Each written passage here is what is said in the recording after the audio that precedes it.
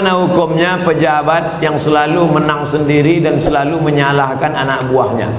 Ini bukan pertanyaan, ini balas dendam. Ini sakit hati dia. Kemana caranya biar supaya Ustaz Somad menghantam pemimpin dunia? Buat lu pertanyaan. Itu pula masalahnya. Dia bertanya sama Ustaz yang paham pula kan.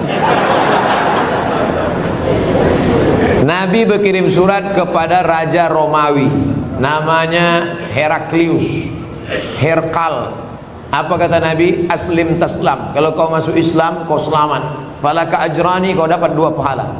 Kalau engkau baik, rakyatmu semuanya selamat dan kau dapat 2 pahala. Itulah enaknya jadi pemimpin. Karena kalau dia baik, rakyatnya baik, dia dapat 2 pahala. Tapi kalau kau tidak baik, falaka dzambul arisiyin, semua dosa anak-anak buahmu kau ikut menanggungnya. Oleh sebab itu maka yang paling pertama dapat naungan di akhirat nanti, sab'atun yuzilluhumullah, 7 golongan dapat naungan Allah. Saat itu naungan tak ada panas terik, tak ada atap. Di antara yang dapat naungan, yang pertama bukan ustaz, yang pertama bukan ulama, yang pertama al-imamul adil, pemimpin yang adil. Tapi negara kita negara demokrasi. Kalau ada pemimpin-pemimpin kita yang zalim, yang menyalahkan orang, kita bisa lapor ke atas. Ada laporan, bapak-bapak pegawai kepala dinas lapor ke Pak Wali Kota, Pak Wali Kota ada laporan ke atas, ada atasan, ada BPK, ada Inspektorat Jenderal, ada macam bapak-bapak polisi, tentara lapor ke Propam, ada atasan yang bisa kita laporkan. Kalau takut kirim surat kaleng. Jangan fitnah. In ja'akum fasiqun binaba'in, kalau datang orang bawa berita palsu, fatabayyanu, klarifikasi. Nah, salah tak selesai dengan ditulis di wall Facebook, tapi harus diselesaikan. Wa amruhum syura bainahum, diselesaikan dengan musyawarah. Seorang laki-laki pakai emas dalam solatnya, apakah solatnya sah? Emas itu bukan babi, kecuali dia membawa rantai babi, baru Arab. Emas tidak. Emas kalau dipegang, wudu kita tak batal, solat kita pun tak batal. Tapi Nabi mengharamkan pakai emas. Ini mesti dipahami. Emas kalau kita masukkan ke kantong, dibawa solat, Allahu Akbar, solat sah. Tapi memakai cincin emas haram. Bapak-bapak yang pakai cincin emas, buka sekarang juga. Tak ada gunanya pengajian. Tak ada guna pengajian. Nantilah mubazir mengaji. Bapak-bapak yang sekarang pakai cincin emas, buka sekarang juga. Tak perlu tunjukkan, pelan-pelan aja dari bawah. Buka masuk. Balik dari sini, jual. Kalau batunya sayang, simpan. Mana tahu batunya zamrud, kecubung, permata, intan, simpan. Ambil batunya, ikatkan dengan perak. Cincin saya emas putih Pak Ustadz. Emas putih itu emas. Emas putih itu emasnya 80, nikelnya 5. Emas putih itu emasnya 80%, nikelnya 5%, peraknya 18%, peraknya 15%. Maka warnanya putih, tapi dia emas juga. Jadi kalau mau buat cincin, perak saja. Ini cincin perak. Batunya zamrud, asli. Mereknya Casio, Casio orang. Tak pernah saya beli. Kalau sempatlah saya beli sekian puluh juta, lalu kemudian anak yatim tak sekolah, neraka jahanam tempat saya. Bisa pula anak yatim tak sekolah, cincin kita 30 juta. Pak, minta makan Pak, belum makan pagi, kata anak yatim di lampu merah. Kita mau? Nauzubillah. Oleh sebab itu maka yang punya cincin emas, wahai Imam Syafi'i, kenapa laki-laki Islam tak boleh pakai cincin emas? Apa kata Imam Syafi'i? Robek hati orang miskin menengok cincin emas. Aku makan pun payah, kau sampai hatilah pula pakai cincin emas. Matilah kau cepat, kata dia. Hancur hati dia. Itu alasan ulama dulu. Tapi rupanya sekarang setelah ditemukan emas itu ada molekul-molekul kecil masuk ke dalam pori-pori, masuk ke dalam darah, masuk ke dalam jantung, menyebabkan penyakit Alzheimer, penyakit tua sebelum masanya, penyakit lemah, tak bertenaga. Banyak orang barat yang sudah kena, pokoknya emas. Lalu kami yang perempuan, Pak Ustaz, yang perempuan dia masuk ke dalam, keluar lagi melalui darah menstruasi haid. Makanya kalau ada bapak yang haid, pakailah.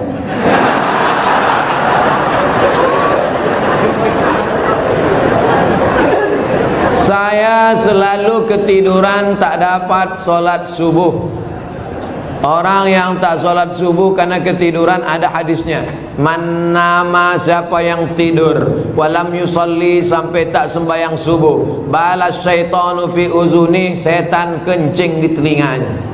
Yang tadi tak sembahyang subuh, itu tertulis di sini, toilet setan.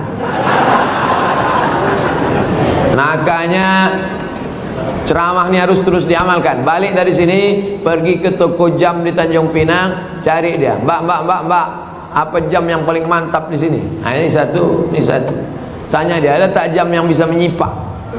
Asal jam 5 menyipak dia, lempang. Sampai bangun subuh. Ibu-ibu yang membangunkan lakinya, rahimallahu mura'atan, Allah mencurahkan rahmat pada laki-laki, aiqadha ahlahu, yang membangunkan istrinya untuk sholat subuh. Bangun mama bangun. Bangun ibu. Tapi sekarang tak jelas lagi dunia ini, Ustaz. Entah siapa yang membangunkan, entah siapa yang dibangunkan. Ibu tu pula yang membawa air setimba. Bangun. Yang aslinya kalianlah laki-laki yang membangunkan perempuan. Tak satu dua perempuan mengadu melapor, Ustaz, kusangka dulu kalau nikah sama dia aku bahagia. Dia PNS golongan 4A, gajinya banyak, tunjangannya hebat, rumahnya besar, mobilnya mewah. Ternyata setelah nikah sama dia menderita, Ustaz, macam tidur sama babi hutan. Walaupun hidup 1000 tahun, kalau tak sembayang apa gunanya? Walaupun hidup 1000 tahun, kalau tak sembayang apa gunanya? Besok pagi masak sarapan, ibu nyanyikan lagu itu. Walaupun hidup 1000 tahun, sambil ngacau teh. Walaupun hidup. Kau nyindir aku ya? Lah, aku tak ada nyindir. Aku tak ada nyindir. Ini lagu Ustaz Somad semalam waktu di masjid.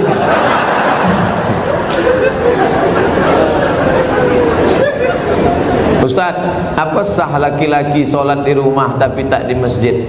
Laki-laki sholat di rumah, laki-laki solehah. Laki-laki sholat di masjid.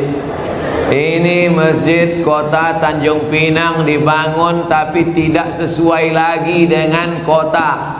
Tidak sempat lagi bisa dilebarkan. Parkir sudah sulit, masyarakat sudah tertampung lagi. Makanya mesti dibangun nanti di lokasi yang baru, masjid yang lebih besar lagi. Amin. Yang ini tetap ramai, yang sana tetap ramai. Tengoklah, tak muat lagi orang sholat. Orang Tanjung Pinang ini kaya-kaya, tiang masjidnya emas.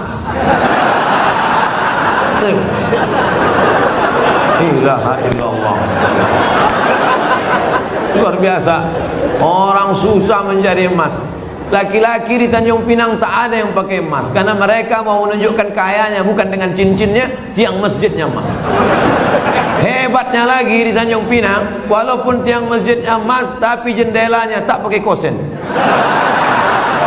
Menunjukkan apa? Aman. Tanjung Pinang aman, tak ada pencuri. Kadang-kadang kita masuk ke salah satu masjid, kotak infak dicor. Kotak infak pakai rantai besi, pakai gembok. Di sini aman. Coba tengok masjid, lampunya pula macam lampu Masjid Nabawi.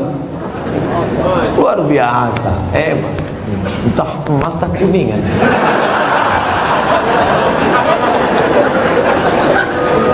Apa maksud saya?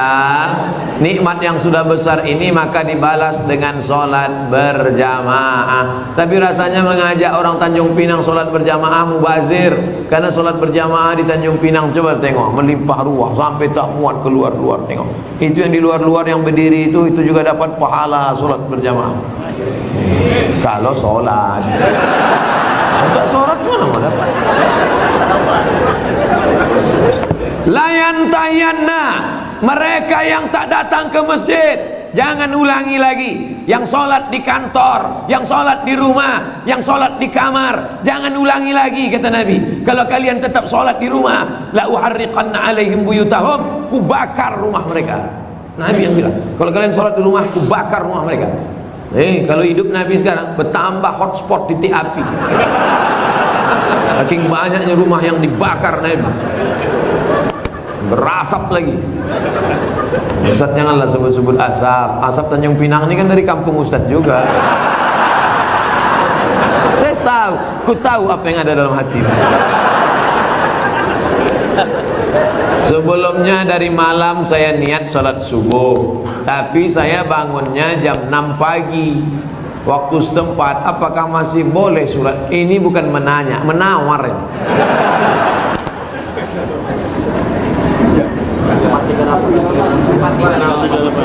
Subuh 4.38. Imsak subuh, zuhur, asar, maghrib, isya.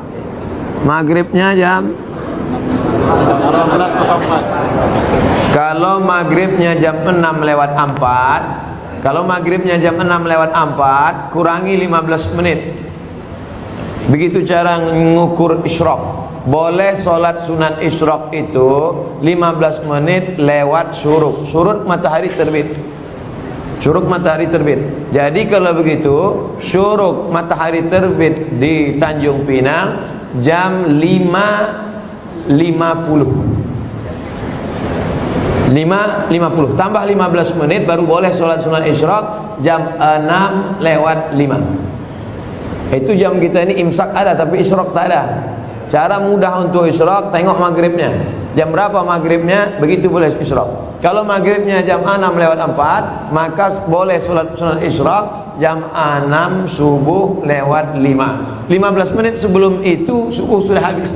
Maka di Tanjung Pinang untuk saat ini subuh sudah habis jam 5.50. Kawan dibangun jam 6. Ini kencing toilet setan juga. Oleh sebab itu jangan sampai tak sholat subuh. Bangun sholat subuh walaupun lambat jam 5.30, ada waktu 20 menit lagi, jangan langsung sholat subuh, tapi qabliyah subuh. Karena qabliyah subuh khairum minad dunya wa ma fiha. Usolli sunnata subhi rak'ataini qabliyatan. Rakaat pertama qul ya ayyuhal kafirun. Rakaat kedua qul huwallahu ahad. Baru iqamat, baru sholat subuh. Jangan tinggalkan qabliyah subuh. Jangan tinggalkan qabliyah subuh walaupun terlambat. Apakah ambil zakat menunggu orang minta zakat atau mencari yang wajib zakat menerima zakat? Khuz, ambil. Ambil zakat, khuz, ambil. Bukan, hai orang beriman, berzakatlah. Yang mau zakat silakan, yang enggak mau enggak apa-apa.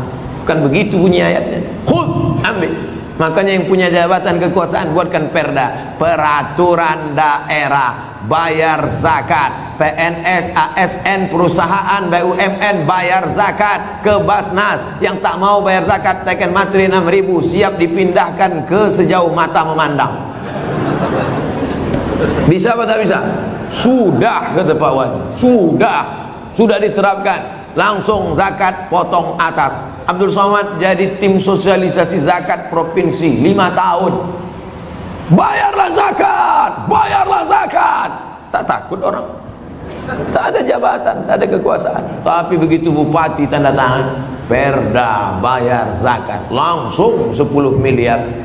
Selama saya ceramah, yang paling besar zakatnya Aceh Barat, Meulabu, 15 miliar kabupaten. 15 M. Pas saya ceramah sana, saya tak tahu. Saya pun ceramah di kampung saya di Riau ada kabupaten 10 miliar. Mereka senyum-senyum. Pas makan, berapa tadi Ustaz? 10 saya bilang. Kami 15 kata. Dalam hati saya, Abdul Somad akan datang kalau mau ceramah, tanya dulu. Pastikan kita lebih besar. Nah, saya ingat betul itu. Mau labuh itu 15 dulu 4 tahun yang lalu. Sekarang lebih besar lagi. Bagaimana cara menegur khotib yang lupa rukun khutbah? Kasih tahu, Pak Khotib lupa rukun khutbah 5. Semua laki-laki di sini wajib bisa khutbah. Karena mana tahu nanti pergi ke pulau, kebetulan ditugaskan Pak Wali pergi ke pulau. Sampai di pulau ada sholat Jumat. Apa kata pengurus masjid? Hari ini Jumat tidak jadi karena nggak ada khotib. Karena khotib mencret, karena khotib demam. Maka PNS yang datang tadi berdiri, saya bisa jadi khotib. 5 rukun khutbah. Naik ke atas mimbar, alhamdulillah wassalatu wassalamu ala rasulillah, ya ayyuhalladzina amanu taqullah, usikum wa nafsi bitaqwallah, Allahumma firlil muslimina wal muslimat. Duduk. Habis itu tegak lagi, alhamdulillah, Allahumma salli ala sayyidina Muhammad, ya ayyuhalladzina amanu taqullah, usikum wa nafsi bitaqwallah, Allahumma firlil muslimina wal muslimat. Dah, umat. Rukun khutbah cuma 5. Alhamdulillah, solawat, ayat, wasiat takwa, doa. Alhamdulillah, solawat, ayat, wasiat takwa, doa. Selesai sholat, Bapak dari mana? PNS Tanjung Pinang. Kok pendek kali rukunnya? Aku masih syukur bisa, kau tak bisa lagi.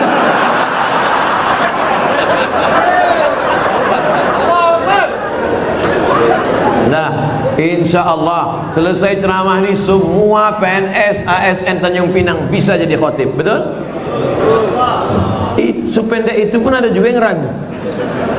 Naik ke atas. Nanti latihan dulu, karena kadang walaupun kita hafal, karena grogi naik ke atas hilang juga yang 5. Pas naik ke atas, latihan. Alhamdulillah. Wassalatu wassalamu ala rasulillah. Ya ayyuhalladzina amanu taqullah, usikum wa nafsi bitaqwallah, Allahumma firlil muslimina wal muslimat. Duduk. Karena khutbah mesti 2. Mesti naik lagi. Alhamdulillah. Diulang balik, jangan pula naik lagi sama macam tadi. Apa pendapat Ustaz tentang film The Santri yang tidak mencerminkan kehidupan pesantren yang sebenarnya dan disutradarai oleh Livi Zeng yang kontroversi itu? Kalian mancing-mancing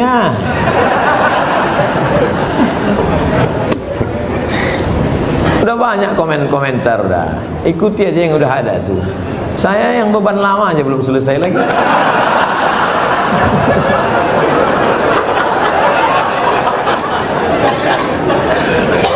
Haram hukumnya masuk ke rumah ibadah orang lain. Haram. Saya tak nonton film ini sampai habis. Baru menengok trailernya. Tapi di dalam itu yang bisa saya komentari, pertama masuk ke rumah ibadah. Karena Nabi tak mau masuk ke dalam tempat fihi surah wat tamathil, kalau di dalam itu ada patung berhala. Maka dalam Islam mazhab Syafi'i mengharamkan masuk ke dalam rumah ibadah di dalamnya ada berhala. Mazhab Syafi'i. Kita pakai mazhab apa? Mazhab Syafi'i. 2. Tentang masalah laki-laki perempuan berdua-duaan tak mahram. Anak-anak.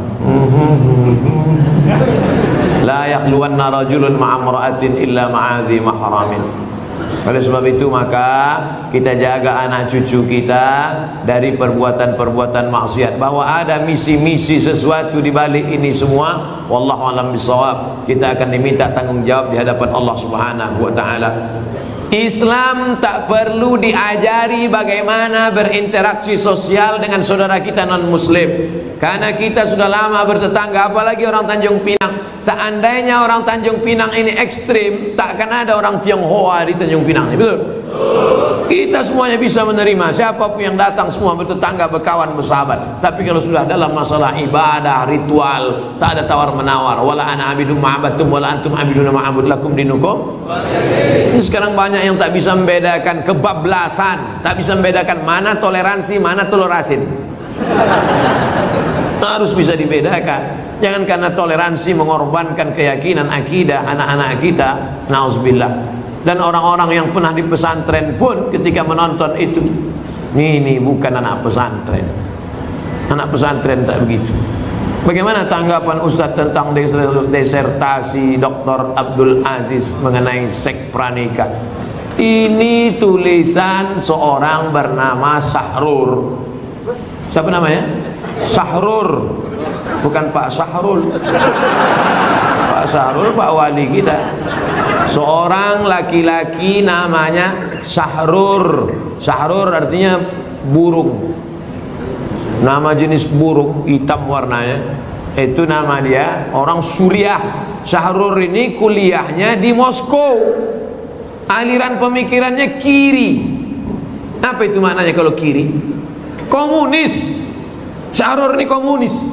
Sekolahnya di Moskow. Pulang dia dari Moskow, dibacanya Quran, dilepaskannya dari asbabun nuzul, dilepaskannya dari nasikh mansukh, dilepaskannya dari tafsir bil ma'zur, ditafsirkannya dengan pakai otak dia sendiri, dipakainya dengan ilmu bahasa, pendekatannya dia selalu pakai bahasa. Makanya menurut Sahrur, aurat yang wajib ditutupi itu hanya yang berkerut-kerut saja, yaitu payudara dan kemaluan. Itu saja yang wajib ditutup, yang lain boleh dibuka. Sahrur ini sudah lama kontroversi. Tahun 90 dia sudah mengeluarkan buku itu, namanya Alkitab wal Quran. Cuman baru sekarang dipopulerkan, ditulis, dibawa ke kampus, lalu disidangkan, dan pada akhirnya menjadi kehebohan. Ingat, ada ilmu, tapi ada yang lebih tinggi daripada ilmu, adalah akhlak. Mana akhlak kita di hadapan manusia dan di hadapan Allah Subhanahu wa taala. Hai para cendekiawan, jaga akhlak, karena keilmuan kita akan dituntut di hadapan Allah. Kira-kira apa efeknya? Mengeluarkan disertasi bahwa hubungan laki-laki perempuan, suka sama suka, tidak dianggap sebagai zina. Kira-kira apa efek positifnya terhadap umat? Tak ada. Semua agama di dunia ini mengharamkan zina. Agama apapun. Tanyalah kawan-kawan kita yang Tionghoa, Konghucu, tanya saudara-saudara kita yang Kristen, Katolik, tanya sama dia, apakah dibenarkan? Tidak. Tak ada satupun yang melegalisasi perbuatan zina. Na'udzubillah. Apa boleh ketika halangan saya tetap menjaga wudhu dan zikir yang biasa saya? Perempuan yang berhalangan boleh berwudhu, perempuan yang berhalangan boleh tetap berzikir. Yang tak boleh baca Quran, tak boleh baca Quran, tak boleh pegang Quran, tak boleh itikaf di masjid, tak boleh tawaf, tak boleh solat, tak boleh puasa. Adapun berzikir tetap. Baca Quran yang ayat fungsinya sebagai doa boleh. Mana itu ayat sebagai doa? Naik kendaraan, subhanalladzi sakhkhara lana hadza wa ma kunna lahu muqrinin. Itu adalah ayat Quran, tapi fungsinya waktu naik kendaraan sebagai doa. Rabbana atina fid dunya, itu doa, tapi dalam ayat Quran maka fungsinya sebagai doa boleh. Apa hukum orang suka membid'ah-bid'ahkan orang lain, sementara perilakunya tidak memberikan contoh? Tak dikasihnya contoh bid'ahnya apa? Ada orang baca Yasin lalu dibid'ah. Kalian jangan baca Yasin lagi. Baca Yasin ini bid'ah. Jadi kalau ada orang membid'ahkan kami baca Yasin, cuman apa Ustaz? Baca aja terus sampai dia capek. Dua kemungkinan. Kalau dia capek, kita terus. Kalau kita capek, dia terus. Sekarang saya mau tanya, kalau ada orang membid'ahkan Bapak Ibu Yasinan, Bapak mau terus atau berhenti? Teruslah, nanti lama-lama dia capek. Kenapa tak kau bid'ahkan lagi orang Tanjung Pinang baca Yasin? Capek aku dah aku suruh tak juga berhenti. Yasin itu Quran apa tak Quran? Quran. Membaca Quran apa hukumnya? Wajib baca Quran. Kenapa cuma Yasin yang dibacanya? Yang lain dibacanya juga. Cuman Yasinnya ada keutamaan tersendiri. La tuqra'u fi amrin asirin illa yassarahu Allah. Kalau dibacakan pada perkara yang sulit maka dimudahkan Allah. Sulit punya anak, baca Yasin. Sulit mau jumpa jodoh, baca Yasin. Sulit mengatasi masalah, baca Yasin. Sulit sakratul maut, baca Yasin. Makanya kalau ada orang sakratul maut, bacakan Yasin. Dua gendang ya. Kalau tak sehat mati. Kadang laki-laki ini banyak marah sama bininya. Apa kau ni baca-baca Yasin aja? Bang, aku baca ni persiapan untuk abang juga. Nanti kalau bapak tu agak demam sikit, Yasin. InsyaAllah bang, dua gendang ini bang. Kalau tak sehat abang gul. Pak Ustaz Abdul Somad mohon doakan putra kami Empatli bangsawan diterima di sekolah kedinasan Akmil Akademi Militer. Di akhir majelis kita doa. Ibunya bapaknya tiap malam baca Yasin. Selesai baca Yasin, ya Allah berkat kemuliaan surat Yasin ini diterimalah anakku hendaknya. Baca Yasin, habis baca Yasin. Dari mana dalilnya ini bisa kami tengok? Baca tafsir Ibnu Katsir. La muqaddimah surat Yasin, tafsir Ibnu Katsir. La tuqra'u fi amrin asirin illa yassarahullah. Kalau dibacakan pada perkara yang sulit, susah, dimudahkan Allah. Saya kuliah sudah 4 tahun, tapi masih semester 4. Harusnya sudah semester 8. Saya tak bisa lanjut karena kampus saya tak lengkap peralatannya. Oh, bukan salah dia. Oke, jangan mudah kita suuzon. Harusnya di semester 5 ini saya ujian dan praktek. Saya galau Pak Ustadz, umur sudah 25 tahun. Kapan lagi saya mau menyenangkan keluarga dan menjadi mandiri? Mohon bimbingannya Pak Ustadz. Pindah aja kampus lain. Apa dipertahankan situ? Jangankan kau, kami pun membacanya galau. Apa 4 tahun? Pindah kampus lain. Banyak universitas berserak-serak di Kepulauan Riau. Susah dipertahankan situ. Yang perlu dipertahankan itu sehidup semati denganmu, Mas. Itu kalau nikah. Kalau sama kampus apa pula sehidup semati? Biar kampus itu mati. Ketika sholat subuh saya lupa baca kunut. Setelah salam saya baru teringat. Apa yang perlu saya lakukan Pak Ustaz? Sujud sahwi kalau engkau mazhabnya Syafi'i. Sami Allahu liman hamidah. Allahu Akbar. Takkan bangkit lagi ke atas. Terus saja sujud. Rabbi fil warhamni wajibni warfa'ni warzuqni wahdini wa'afini wa'afani. Allahu Akbar. Subhanarabbil a'la bihamdi. Allahu Akbar. At-tahiyatul barakatuh salawatu. Sebelum salam sujud. Allahu Akbar. Subhana man la yanamu wa la yasu. Maha suci Allah yang tak tidur, yang tak lupa. Allahu Akbar. Duduk lagi. Sujud lagi. Sujud 2 kali. Allahu Akbar. Subhana man la yanamu wa la yasu. Allahu Akbar. Baru salam. Assalamualaikum warahmatullahi. Begitu juga jadi imam. Imam lupa doa kunut dalam mazhab Syafi'i, sujud sahwi. Kalau imam sujud sahwi, saya ikut tak apa? Ikut. Ini banyak juga makmum tak ikut. Imam sujud sahwi, dia diam aja. Pas salam, kau kenapa tak sujud sahwi? Yang lupakan dia, aku tidak. Nak ikut imam. Ju'ilal imam liutamma bih. Yang tak baca kunut tu mazhab apa Pak Ustaz? Hambali. Hambali sama Hanafi tak ada kunutnya. Makanya di Masjidil Haram waktu bapak ibu umrah kemarin ada pakai kunut subuh. Tak. Masjidil Haram tak pakai kunut subuh karena imamnya mazhabnya Hambali sejak tahun 1924.